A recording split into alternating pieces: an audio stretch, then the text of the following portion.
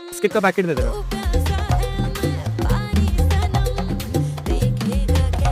एक कोक भी दे।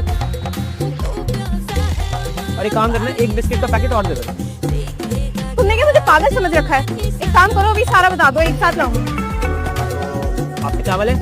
हाँ, कितने चाहिए? आप पे कितने हैं? 100 किलो। तो एक काम करो, 100 किलो कर दो। दाल है आप पे? दाल, हाँ तो दाल ही कर देना। सारी जितनी भी आपकी दुकान में सारी दाल ही कर देना। ये चिप्स के पैकेट भी है ना, सारे के सारे, ये सारे चाहिए मेरे को, सारे कर देना। और ये टॉफी के पैकेट सारे, ये भी चाहिए मेरे को। तुम सारी की सारी दुकान खरीदने आए हो? हाँ हाँ हाँ, मुझे पूरी दुकान चाहिए, पूरी दुकान कर दो। तुम्हें पता भी है इसके कितने पैसे लगेंगे? हाँ हाँ, कितने हो गए? फ्रॉक 10 लाख रुपए लगेंगे। 1 लाख। और बाकी के 9 लाख? 9 लाख तक मिल गए ना पैसे?